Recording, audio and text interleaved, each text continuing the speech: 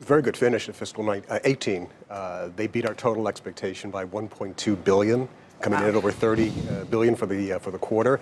Half of that upside was cloud. Another 200 million was Windows, which Joe has asked me about on occasion. And so they had some upside in the Windows business, driven by a bit of growth in the PC market. And other businesses, too, grew. So a very strong finish. Each of their segments exceeded our expectation for revenues and income. And the guidance for Q1 shows a good start to fiscal 19.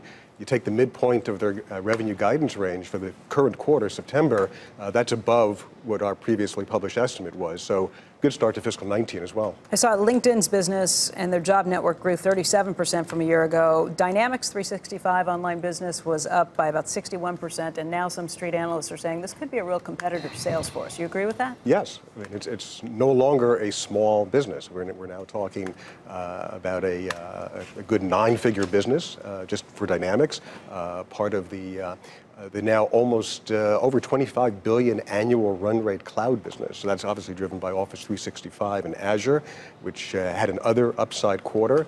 You mentioned LinkedIn. That had another upside quarter. And there were a lot of skeptics when they made that purchase, too.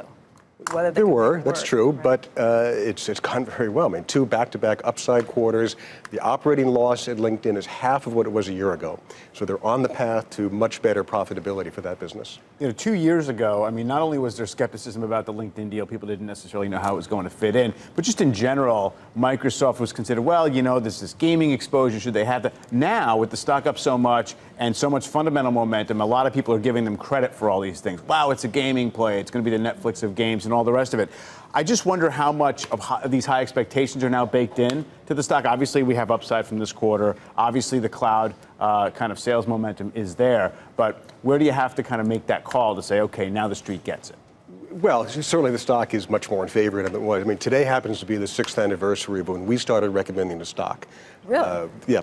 So that stock was 31. By the way, the stock is up over 180% since Satya Nadella took over in 2014. Well, we started recommending it when Steve was still CEO, and Joe has asked me about that. And so we still think there's upside. I mean, our last published price target was 119.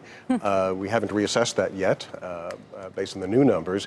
But I'll stand by my expectation that the story is going to continue to be driven by upside and cash flow. And I would say, notwithstanding the 240% increase in the last 6 years, the story has become only more compelling in multiple ways. And therefore, there's upside. Hey there, thanks for checking out CNBC on YouTube. Be sure to subscribe to stay up to date on all of the day's biggest stories. You can also click on any of the videos around me to watch the latest from CNBC. Thanks for watching.